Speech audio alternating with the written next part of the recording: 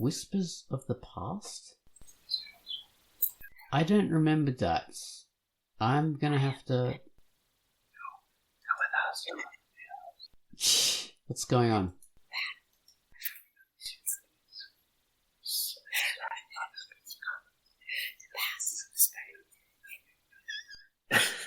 That ASMR.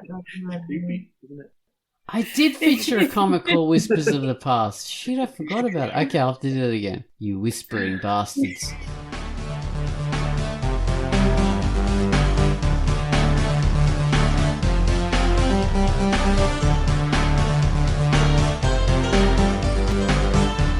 Hello, welcome to the Drunkduck QUACKCAST. This is QUACKCAST number 505.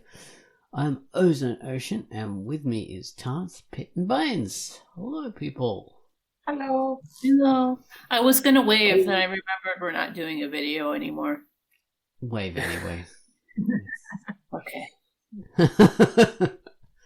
Tantz is waving. No, she's not. It's Pit. I've got the clearly people confused. I mean, we're all the same to you. Yeah, it's just one amorphous blob. Just I cannot tell the difference. You all look alike. Yeah, these glasses are shit. So we're going to talk about character trajectories today, which is the process of characters starting out in one position and heading off somewhere else. You know, like you can get a hero that, well, like a normal character, not even a hero, just a good guy character who turns, for the various slings and arrows of outrageous fortune that they suffer in their life, they turn evil, you know? Or you could have a character who starts off bad and through various experiences turns out good. Or maybe you've got a character that starts out good, turns bad, turns good again.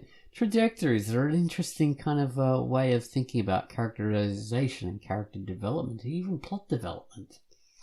Not looking at characters as just being, okay, there's the evil character, there's the good character, watch them fight it out. You're actually having some progress and showing how the character gets from A to B, or A to Z, and all the letters in between, which is fascinating. But before we get into that, we have to do the featured comic. And the featured comic this week is Whispers of the Past. So I'm going to talk about that now. Hello, I'm Ozone Ocean, and my feature for the week was Whispers of the Past.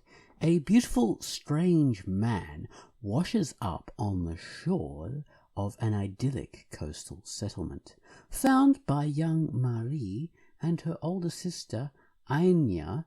They have no idea what to make of him.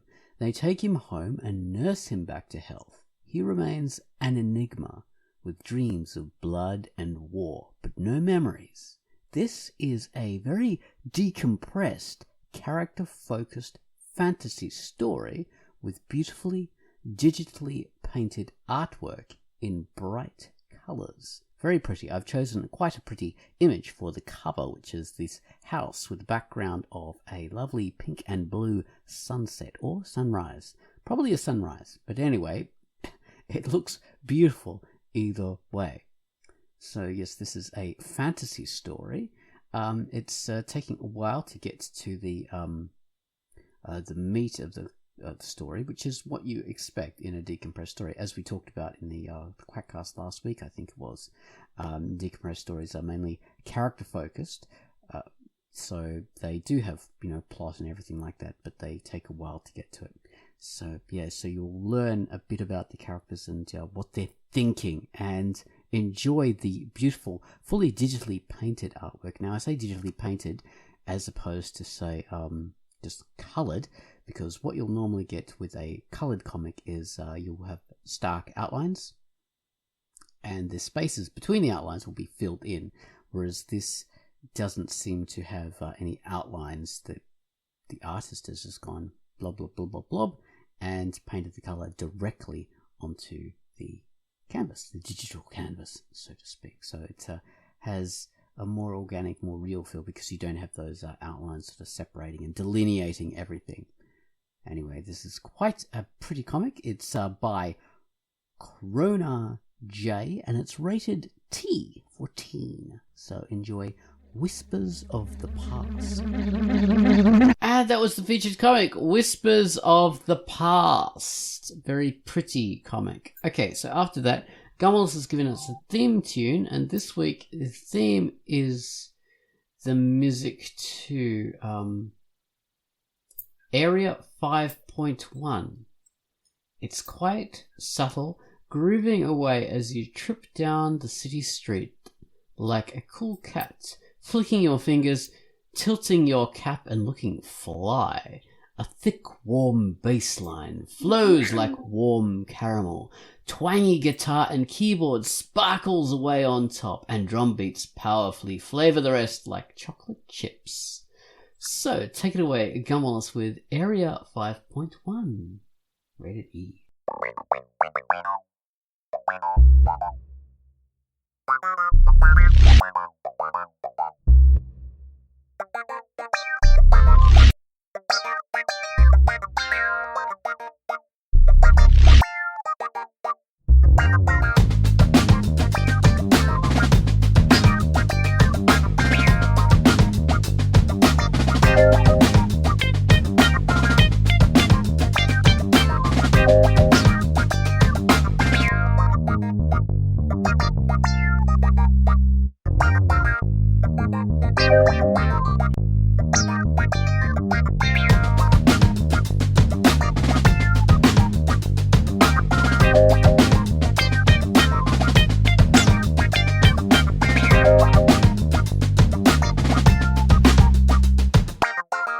That was the featured music by Gunwallace, and it's Area 5.1, so it's an interesting comic. Okay, by a fellow called Area 5.1.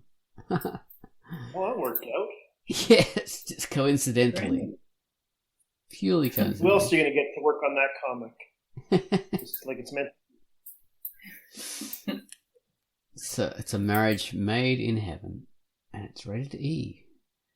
But something that's not made in heaven is Tantz's newspost titled Highway to Hell, named after the AC/DC track of the same name, sung by the inimitable Bon Scott, who is actually buried in a graveyard not far from where I am, which is pretty cool. I was wondering if Oh, wow. I was gonna ask, like, obviously not if you know Bon Scott, but like have you ever had any AC/DC moments or anything like that? But then it's like, it's Australia, dude. Like, that's like asking me if I've ever met Dolly Parton because I'm American. Like, I don't know, but yes, well, there's that anyway. Yeah, that he is buried not very far from me, only like a few kilometers away.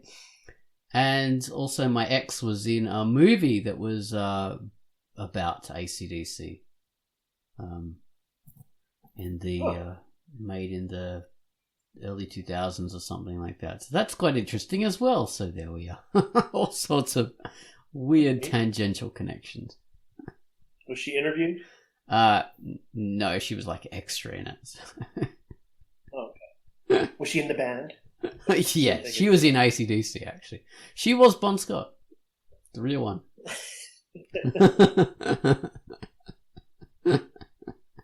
So yeah, it's And by the way, I do know Pit Face, and she's a fine.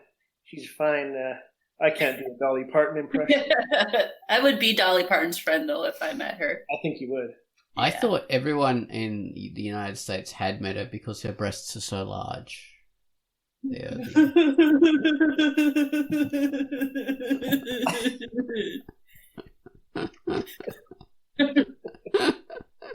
So sorry, Alex.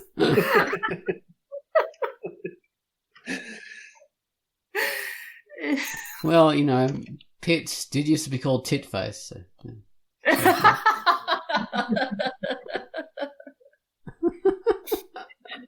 yeah.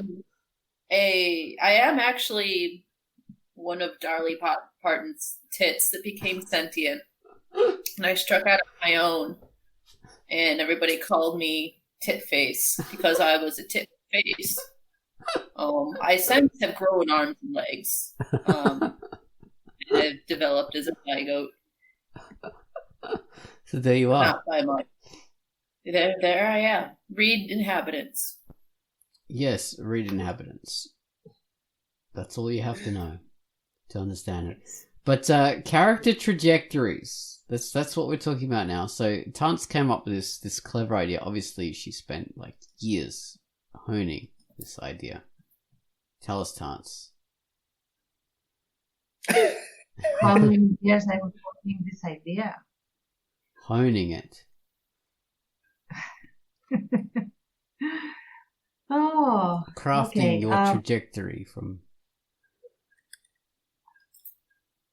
My trajectory. The idea of the newspost is that you don't craft your trajectory; it happens to you. So,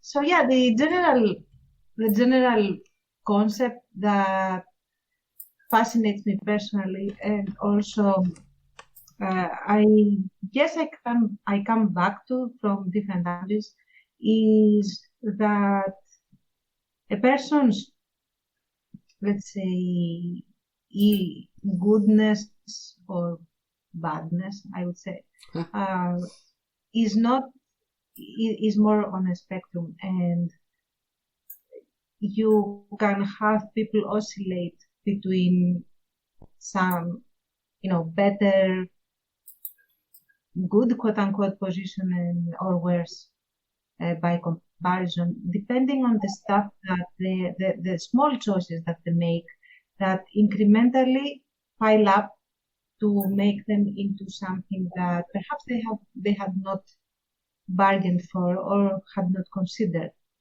So you could have a person start off, with all the best intentions, all the good goals and purposes and the like, and then suddenly realize, a couple of years down the road or even more, that they have become either something that they hate or they used to hate, or something that is completely not what they had conceived of for themselves. I'm gonna go and liberate people, and you end up being a tyrant, for example. Assuming that you start off sincerely, that you sincerely want to liberate people, and you don't go off specifically wanting to, be an autocrat. But the general idea is that this happens while you make the small choices, not the big ones. What compromises do you make? Why do you make them?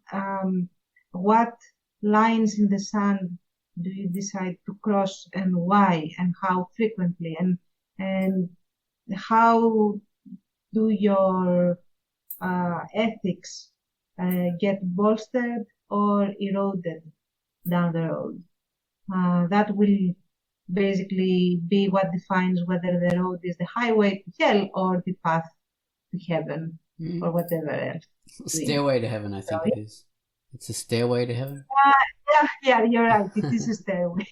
It is a stairway to heaven. Yes, it is. So, it's either the highway or the stairway. And they're both paved with good intentions. Mm-hmm. Well, I think you need to buy a stairway to heaven. I'm not sure, isn't it? Like, there's two roads you can go by, but there's still time to change the road you're on. And that's another thing, that nothing is set in stone, in the sense that people change and people orient themselves differently depending on where they are as an individual, but also the stimuli, I guess, that they are exposed to. And that is what makes a cast, in, like, when we create a world or when we create a story. The cast can be fascinating in the sense that you have them in the beginning of your chessboard, you have them all arranged where you want them, but where they will go might differ if you let them act according to their personalities or, their own limits. Are you talking about, so you've got a bunch of characters in your story and the story is developing, and you as a writer sort of look at them and go, okay, so these interrelationships have sort of created these unexpected kind of like would have created unexpected character changes. So judging by where they are now in the story, I would make this character, like evil, more evil now. I would judge them as being like more of a bad guy now than when I created them in the story based on all the things that have happened in the interrelationship. So it's like from the author's point of view, it's like unintended consequences. Yeah, that is a part of it. Or you can actually do it on purpose, quote unquote, in the sense that, like, for example, in Without Moonlight, you have like the occupiers, the Nazis, and you have the resistance and the people caught in between. So technically, you would expect that the good guys are with the resistance, the bad guys are with the Nazis, and you have a range within the people that are neither, for example. Like, I'm speaking very roughly. Yeah. But the reality of the matter is that you have good people and bad people in all three categories, and you cannot tell who is who unless you see them act and react to certain things. And granted, you have like a set of probabilities that maybe you will find a lot more people willing to be villainous in one side rather than the other. But that is not written in stone. And that is something that personally fascinates me and I want to explore, because while I do believe that there is black and white in the world, it's not within people. People are gray. And it's just that after a point, the shade changes into either black or white, but for the most part, they are gray. And that's where you explore and you play. And you see who goes where and up to what point. Okay. All right. So this is rather granular way of looking at character development and character change. As an author, obviously, you sort of can also, like you said, you can also craft this. So you could go, okay, look, the trajectory is going to be this for this character. I want them to start off here and end up there. How am I going to do that? And then you could like show, the like you were saying, there's gradual like good intentions and stuff like that, and stuff going bad. And that would be the main way of doing it. Or you could just show like the highlights of that, I suppose, if you weren't going to show all those things. Like, okay, so this here was a pivotal conversation that this person had. Or this part here was a like a turning point, this decision they made, and this thing here. So they're not too granular. They're significant, but you can. It's a bit easier for a lot of people to sort of conceptualize that way. The thing and the truth of the matter is that any story, no matter how compact or detailed, still an abbreviation of real life. It's something that we usually talk about when discussing dialogue, that no matter how realistic dialogue is, it's still a projection of how dialogue sounds in real life. It's never actually dialogue as it is in real life. Yeah. It is an abbreviation. And that goes for pretty much everything in storytelling, in my opinion.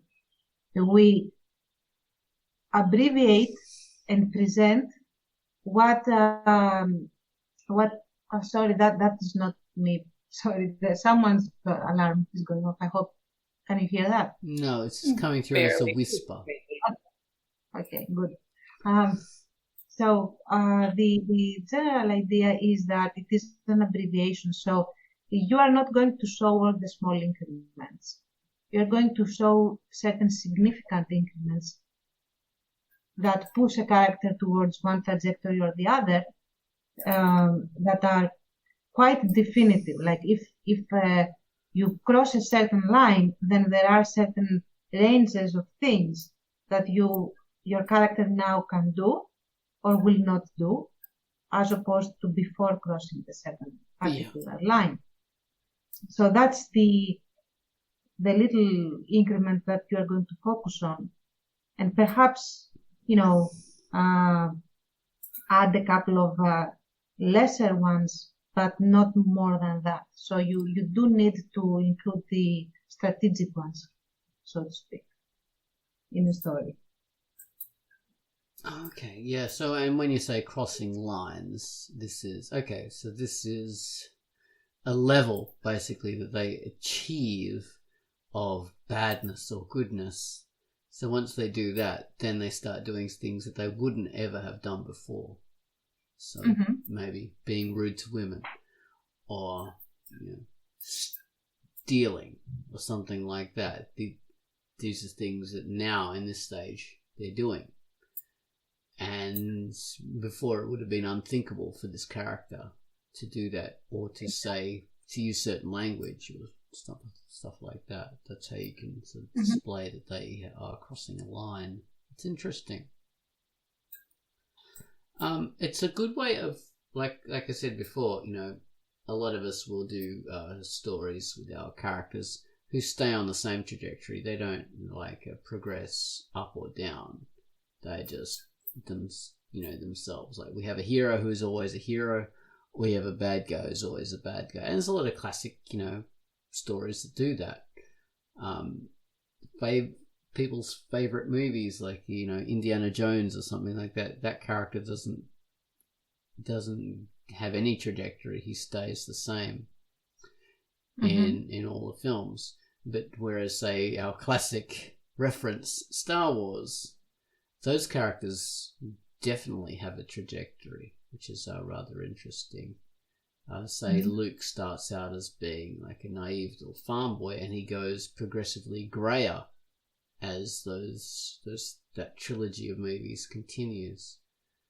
Han Solo starts out as being grey, and he becomes less grey. He becomes more of a white kind of hero, so to speak. Yeah. Darth Vader changes as well. So yeah. Okay, go on. Sorry. Yeah, I would say Darth Vader is not the best example because he's basically mostly static in terms of development throughout the trilogy, and then you get like a semblance of development towards the end of the third movie, at least that I remember, and that has stayed with me. But an example of a character that does have that kind of oscillation between good and bad would be Zuko from The Last Airbender. If you have seen that cartoon, which, by the way, I believe is one of the better ones of recent years. It has a really good characterization, and it is this entire huge redemption arc of this one character alongside other, characters. He starts off as the prince of the Nazis within that story. Like the prince of the Fire Nation. The Fire Nation is the one that is basically the Reich that goes out to occupy and destroy everyone else. has the similar rhetoric, and blah blah blah, so on and so forth. So he's the prince of the fire knife, the magic Nazis, and he Fine. he has he signaled. I think, like, I remember from the first episode, he telegraphed to me that, okay, this guy is going to turn to the good side eventually. Why? Because he had these lines in the sand that he never crossed. Even when he was doing villainous acts, he was still acting within his moral framework, which is really hard to sell, but they managed to sell it for a particular character. So you have this character that has a very rigid set of morals and is working for the bad ones, the bad guys. Chances are that either he will crash and burn in glory and die as a villain, or he will become a good person. Not a good person, like he would join the good side. Right. Because eventually the dark side is going to ask him to compromise particular morals for whatever reason, as happens actually within the story. And I think that this is a very strong element that defines how the chips are going to fall in the end. Okay, no matter how relations happens. So would you say that character, so people have come up with this idea of Dungeons and Dragons character alignments, which is quite popular. They apply it to every bloody thing. But it's like there's 9 boxes, and we have the good on the top, neutral in the middle, and evil, like bad, on the bottom. But what we have is like, okay, so we have lawful good, neutral good, chaotic good. And that's lawful neutral, neutral, whatever, and true neutral, and chaotic neutral. Then there's lawful evil, neutral evil, and chaotic evil. So that character would be a lawful evil, basically. Would you say that? Because it has, even though like the alignment is a bad guy, he is lawfully bad because he follows the rules. He's not chaotic evil like the Joker or something like that. So, like, and if what you're saying is like, you know, he has standards and stuff like that, and to be compromised, that would make him like cross the line. And you know, when it comes to that, like he can't do it. That would sort of indicate that being a lawful evil character means you have the potential to be a good character, perhaps. Mm-hmm. Well, and the fact that that your law then is your moral code. You know, there could be some lawful evil characters that are irredeemably evil because the law that they follow is the law of that evil. And that might be the thing that they can't break, whatever the stakes. But if the law that they're following is maybe some kind of moral code that also has a good element in it, then I think that could apply. Mm-hmm. That's interesting. And it's in the reverse too, because if a character is lawful good, like, you know, they're going to be good because they're following the law and they're like being good. If that personal law conflicts with you know, reality in some way, conflicts with doing good, if they choose to follow the law rather than their, you know, what is good, then they become evil. They cross the line, which is quite interesting. Because they're it makes me think of Judge Dredd. Obviously, you talk about law, Judge Dredd's going to come up, but those moral codes and he follows the book of law to the T. That's his moral code, is to uphold the law no matter what. And I'm sure there are some stories too that play with, can you uphold every law all the time? But at the end of the day, upholding that law leaves open the question, does that make him a fascist then? Mm-hmm. And that's something the comic book itself has kind of questioned. I remember that big splash page, it's kind of famous, where he's monologuing to himself, or he's got an inner dialogue and talking about, the personal freedom of choice and stuff, how maybe that's not so great. And like, it's kind of this inside look at, oh, holy shit, Dredd, like you're the hero of the story. You uphold the law, you keep back the chaos and stuff, and maybe sometimes people bite it a bit hard, but that's, the price in Mega City. But no, like, is it, is there a danger of it being too much in the extreme? I guess. But yeah, he doesn't really have much of a development though. So that's, I guess it more speaks to your question about, how rigid, if somebody does conform to a law, how much can they change and how much can't they? And I guess that all depends on, I don't know. It could depend on a number of things. Are they a Dredd, or are they what was that character's name that you said? Zuko? Zuko, yeah. Zuko. It's, I don't know. Make a Venn diagram of your character and see. A Venn diagram. Is Judge Dredd more a true neutral? It brings a very nice on what the code is.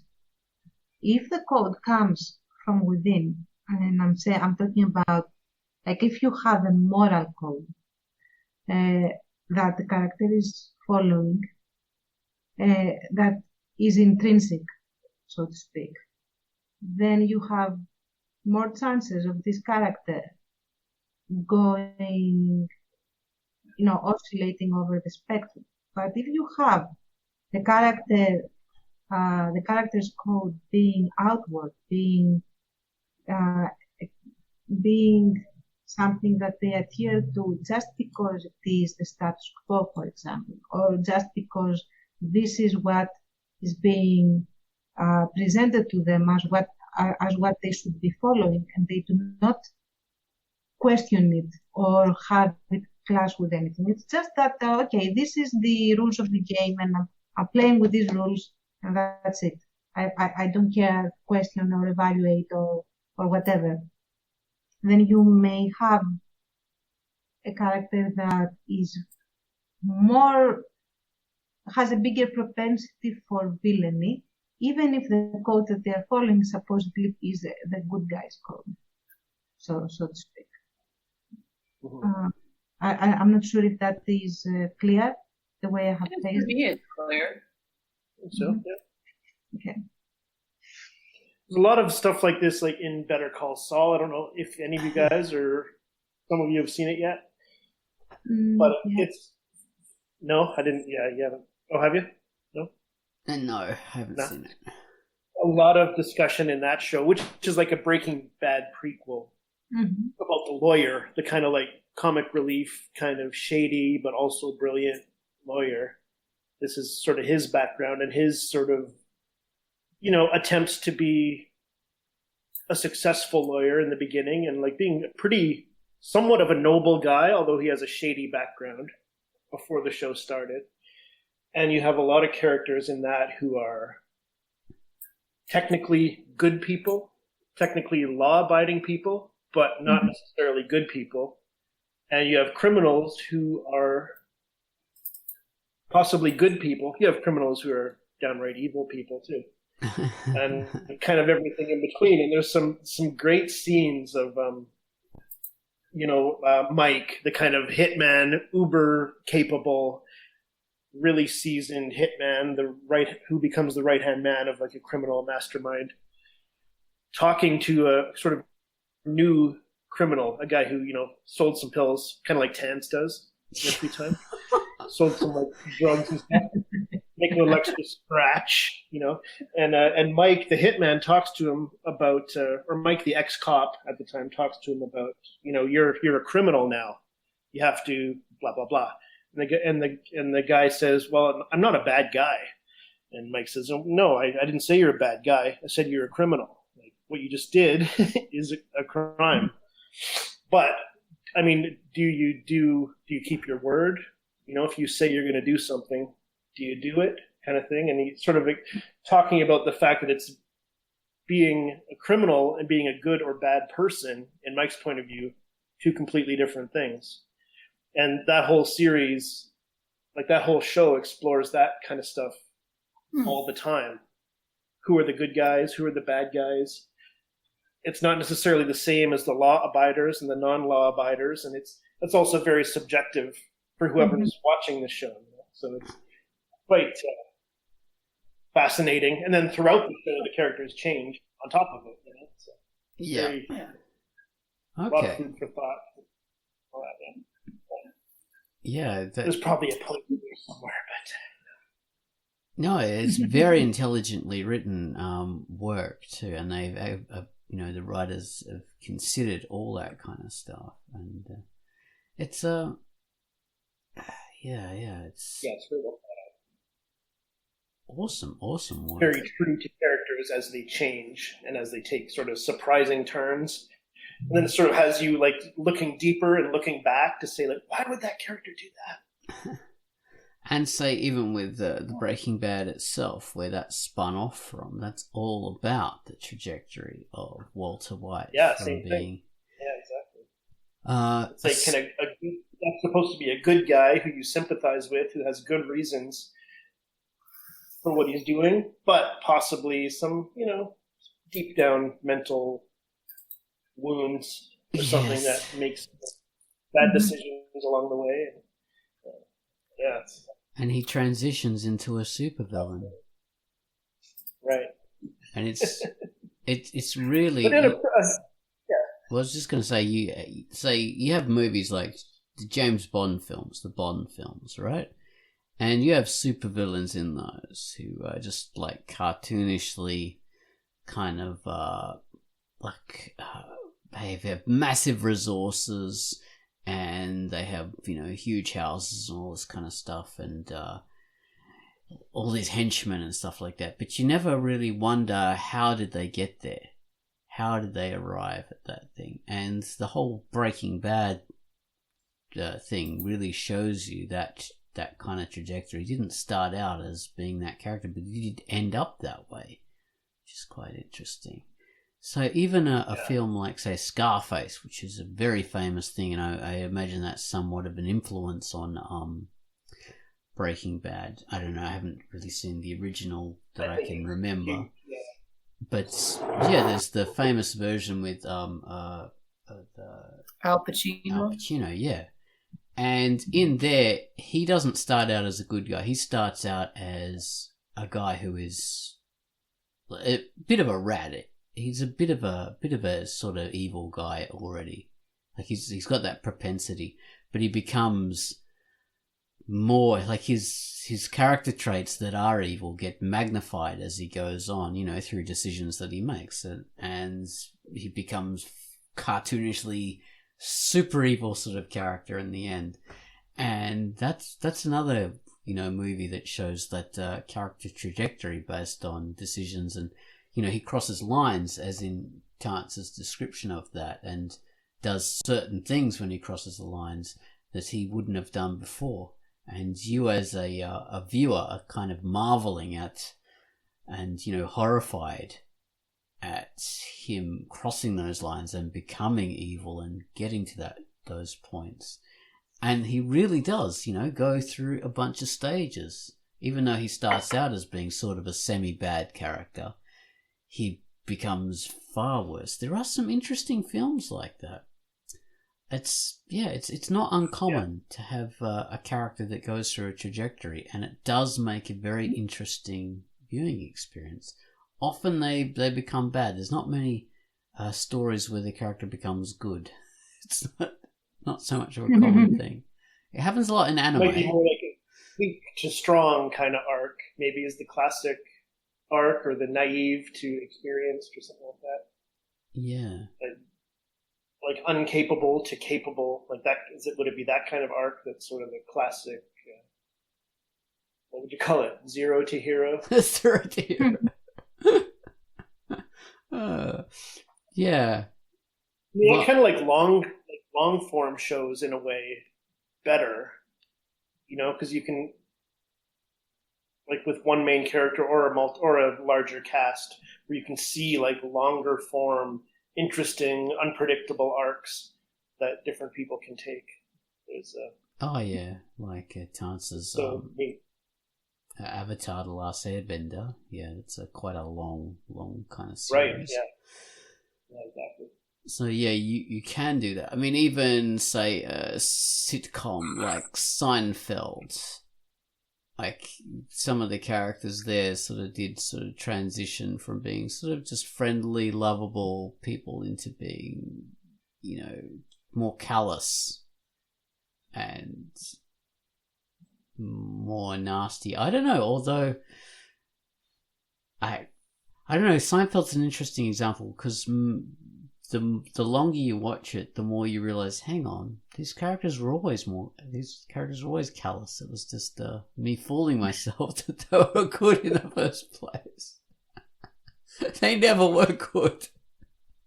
They're all assholes. So it's a trajectory for the viewer. How about in your comics, guys? Oh no, my comics aren't that advanced, so Do you think that... I don't think so, because for example, Sissy is the antagonist and Pinky is the protagonist, but could they, like, under the right circumstances, could they switch places, first of all? And also, could Pinky become basically a villain? A villain. She could if she was shown in certain aspects. Because that's an interesting thing. The whole idea of context. Well, one person's hero is another person's villain. Or you're a hero in your own story, even though you're a villain. So... to Cece, perhaps Pinky is a villain. So if the story was told from Cece's point of view, there's that. And it also depends on the context within which she's thrown into. So at the moment in the story, she's being portrayed as like the boss of a project that's being built. And to her underlings, they sort of see her as sort of a semi-inspirational figure, but also as a bit authoritarian, so she is slightly villainous to them. And I suppose she has been in certain situations, like when she was the captain of a tank. Her underlings did sort of see her as being a bit too authoritarian and slightly, grey, slightly villainous. So it depends. But I don't know if that's a character trajectory more than just different perspectives. Yeah. And you know what? It doesn't have to be either. Like, we're not saying that in order to have a good character, they have to have a changing trajectory. We're not saying that. There's plenty of really fun or I guess engaging, if they're, depending on how they interact with their world, but a lot of worthwhile characters out there that don't really have much of a development, just because it's fun to see what they do. I mean, Oz mentioned Seinfeld before, and that's so fun, and you don't want any of them to really change, because then the whole show, it's like, I'm here because of the fallout from the nasty shit that they don't do nasty shit. I mean, they're not outright evil people, but like see the consequences of the world around them because of what their characters are. So they're still, we're not saying that they're, go and make your character super faceted. We're not saying that, but it could ruin some characters, or some stories. It also falls a lot in the nature of the story that you're making. If it is, like for example, if it is episodic, you may actually either not need or even not want characters to be super, super developing, like careening through their character arcs and becoming different people, and so on and so forth, because you have an episodic structure where you need at least certain characters to be constants and go through the different episodes. So that could also be a thing. Who would, like, for example, who would want Bugs Bunny to be different in his personality? Then you wouldn't have the skits that he gets and then his adventure that he gets into. Or do we really want Elmer to stop hunting wabbits?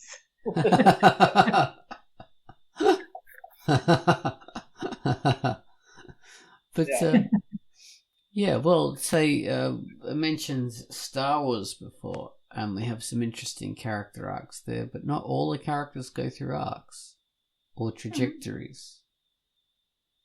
Like, I think some of them stay pretty much like on an even keel. Scruffy nerf herders? What's that? They stay scruffy nerf herders? Exactly. Yeah, well, look at Chewbacca, the scruffiest of the nerf herders. He doesn't change. He stays like the big giant dog that he is. He doesn't get more like lovable or more evil or more nasty or whatever. He just stays. Whereas like Han Solo definitely goes through like huge trajectory. Well, fairly significant anyway in terms of what the other characters go through, and Luke does as well. Princess Leia sort of does. Yeah, she does. She starts out as being, a bit hoity-toity and becomes more of an action person. She takes a trajectory into being more of a a heroic character, starting out as being just sort of a damsel in distress. So yeah, that is a film that has a whole lot of variation and shows that you don't have to do either or. You can do all of the stuff. So I think that's a big part of why those films are so successful and so beloved, and that sequels and prequels aren't, because they don't give those characters that same benefit.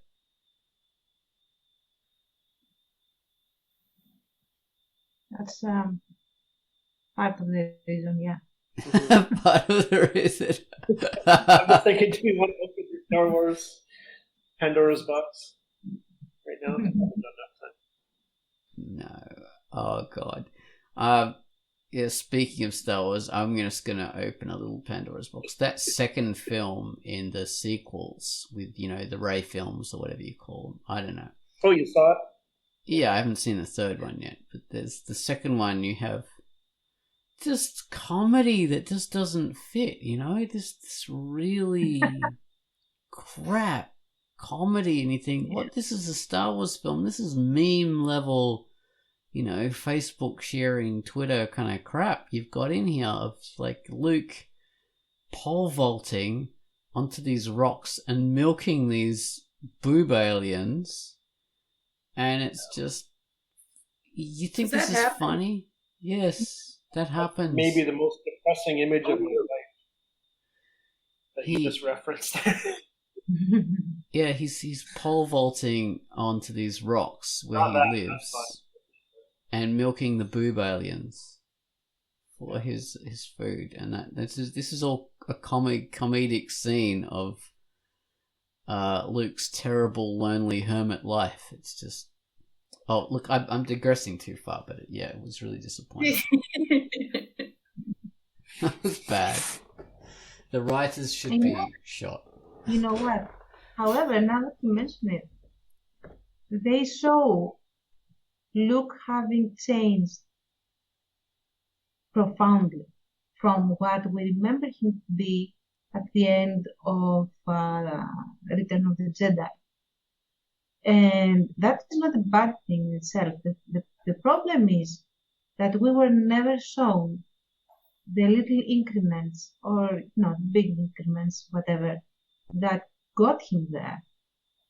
I believe that the biggest issue isn't that he got completely, bent out of shape as a character. It's that this bending out of shape happened off screen and was never actually addressed in an organic manner within the story, so that his situation of being a hermit and being grumpy and being completely not the idealistic Jedi, whatever guy, that never loses hope, that always feels the good in everyone and blah, blah, this whole thing.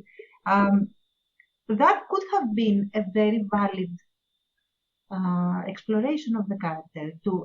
What would push Luke to become this cynical, crabby old guy that doesn't want to meet anyone? That would be extremely... I would like to see that story. Now that you're saying it like that, I haven't really kept up with the Star Wars movies, so I should probably shut my big fat mouth. But if I heard a premise like that, where we actually watch something like that happen, I would be very interested in seeing it, even not really being a Star Wars fan. Yeah. And actually, if they did it properly, respecting the character's framework, like I talked about, the character actually has certain ethics, let's say, that push him to interpret the world in a specific manner. So if you kept those things constant while he was pushed towards that particular behavioral pattern of being a crabby old guy that doesn't want to see anyone and doesn't believe in the good in people anymore, then you would still have Luke Skywalker being this crabby old guy. And people would be invested in his story, and you would have this development of the character. And then when he goes back on that, spoiler I guess, in the third movie, he becomes back to the old style Luke, he wouldn't be the old style Luke, because he would have overcome this particular whole loop within his personality and in his life and everything. And that would have been extremely worthwhile to watch and to experience as a viewer. For sure. Yeah, way more interesting than what we got, which was silly. Yes, the character trajectories can give you that logical connection and reason, and also strengthen your the disbelief thing, the suspension of disbelief. That's it. They can strengthen your suspension of disbelief rather than weaken it, which is what you do when you make characters change too much outside of their framework, like Tantz was saying. If you make it fully understandable, it's a lot easier to get on board with that and buy into the story, which is so important. Buy-in by viewers is something that really benefits you as a creator. You should never make the readers or the viewers want to address the guy behind the curtain, to ask, what the hell are you doing? Because that means that you have lost the audience. The audience needs to keep wanting to address the character and wanting to tell the character, no, don't do that, or yes, go ahead and do that. And that's what you want the audience to be doing, not thinking, who wrote this for this guy? Then you have failed, and you need to just rewrite what you want this character to do. Yeah, exactly. That's exactly it. Well, I mentioned in Pinky TA, my character really didn't follow much of an arc, trajectory. What about Baines? Your characters do, I think. Do you have arcs and stuff like that, you mean? Well, trajectory of change. Yes, I mean, I don't know if I would put it the same way that someone reading it would see it or whatever, but I think they are slowly, I mean, from my point of view anyway, like they're kind of slowly learning. They're slowly growing up. I intend for some of the side characters who are a little meaner to get a little bit softer. Maybe for some of the soft ones to get a little bit tougher, just a little bit. I had a big story where I wanted TK, in my comedic and very, very exaggerated kind of storyline, for TK to make a huge mistake, like huge beyond huge, and then kind of redeem him at the end. I might not have quite pulled off the redemption part. Hopefully it's okay. It's that people will get over it. But he kind of like really screws up badly and then kind of makes an effort to fix it. So I just wanted to dip him into that kind of territory and then kind of bring him back. And to me, like since that story, I do draw him a little bit softer. Oh, I shouldn't be saying this. I should just have it there. But for whoever's listening, and reads my comic, I'll just say it like I do. I'm trying to make him slightly more. What would be the word? Like not as nasty, even though he does like certain things, and he's a rascal, probably forever. Like he does have a little bit more of a positive feeling about the other characters now, I think. Next will be Wade, who's a bully who everybody hates. I'm going to slowly try to nudge him into an area where, like, yeah, it makes sense that they're allowing him in their lives. So, yeah. Also done that. You've not done it yet, but there is a you have the building blocks in place to do it with Bottomless Waitress.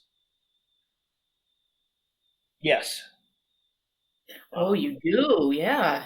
I mean, might be alluding to something else, but from what we've seen so far with the certain things that have just happened, fresh wounds that have been struck in the comic, perhaps there will be some character things going on. Yep. Exactly. Well, like life hits you with things, right? And it kind of forces you to reckon with things you've never reckoned with. Like that's the case in real life. It's the case in stories. So yeah, I'm excited to see how they're going to deal with stuff that's hit them. Yeah. So the characters aren't necessarily going to become villains, but they're going to become jaded. Yeah, well, they might change quite a bit. I don't know if it'll be jaded or something else, but it'll force them to make certain decisions, and yeah, we'll see. We'll see what happens. They're all going to become murderers.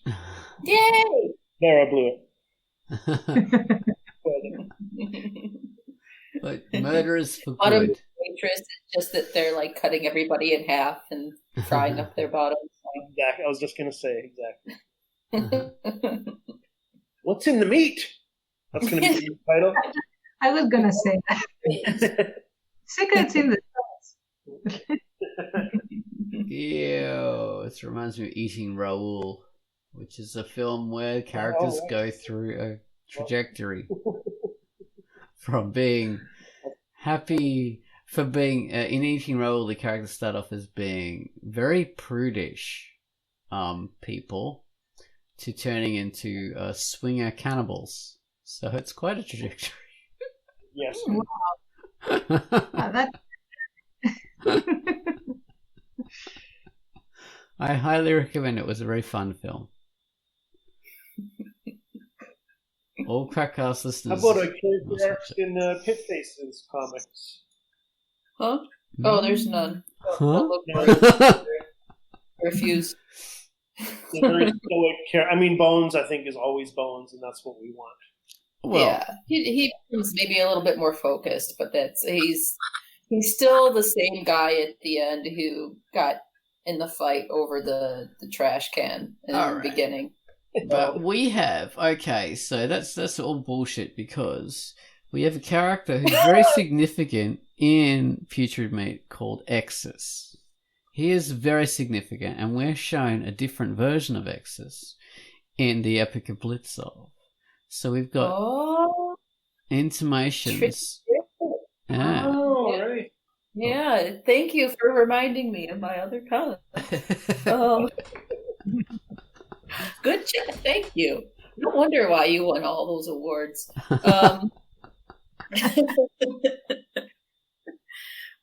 Yeah, Exus. One day I am going to pick that comic up and continue it because we are supposed to see far more of him, but he never goes really from good to evil. It's very much a matter of perspective. Like, he still is very much the same person who's eventually going to become President Death and eat an entire city. But we see more facets of that person right now, and we see him in more of a vulnerable way. And I mean, in the Epic of Blitzov, he's more vulnerable. He's Blitzov has just found him and pulled him out of this hole, this bottomless crevice. And he's all skeletal and stuff, and I have reasons for why that is. I swear I do. But I don't know if I'll ever have those reasons in a comic because I don't know how to say them without being forced. And I don't know if it'll ever play a part of any significant story. But anyway, he is gradually becoming more fleshy again and revitalizing. And it's thanks to Blitzov and those people that he's able to do this. So the way I was going to set it up, if I could remember it all, is that so in order to really get back to full, he needs to go and start kind of devouring people again. Like, he kind of just part of what he does is he gains people's trust and then kind of devours their, I don't know what to say, essence or what, vampirism. He's not literally fork and knife eating them. Maybe he is. But basically, so he needs to do that. But he is thankful enough to Blitzov, and actually he likes him a little bit. So he decides eventually, after Blitzov gets more on his feet and all this stuff happens with Bunkuria and it splits and stuff like that, he decides, well, I don't want to eat these people. So I'm going to go, and that's when he leaves. And I probably wasn't going to say it outright, but he leaves to go and start consuming people and starting his influence. Which, all right. So I'm going to try not to get my head up my own floor here. But another story that I really wanted to do besides Blitzov's is Tread's, because Blitzov is the beginning of Bunker City and Tread is the end of it. And the reason why Bunker City ends up falling is all of these hundreds of years later, Exis actually is very much responsible for it, because those other people helped him before are gone. He's got no reason to spare the city that has something that he wants. And so he turns the two cities against each other and destroys them. It makes, if I were to write it down, it would make sense. Don't worry. But, so back to what you were saying before, Exis, his character isn't changing a lot, but we get to see another part of him that exists that we wouldn't see anyway if we were just reading Putrid Meat or Tread Story. If I ever make it, we get to see part of him that is proof that there is something in him that is capable of wanting to spare somebody when it would do him good to eat them anyway. So right. Okay. So yeah, there is a bit of difference in the character. And yeah, we learn about him. It's not just the same, yes, incredibly evil monster that we see in the first iteration of him, which is actually, it's telling the story in reverse, but yeah. So there we are. We all have it in our ways, of bits and pieces. Well, we have about reached the end of the QUACKCAST, so an hour and 5 minutes. So we should wrap it up now. Thank you guys very much for listening to QUACKCAST number 505, and we will say goodbye now. Bye bye, Maui. Bye bye. She says, "Meow, let me go home." Okay, ouch. Bye.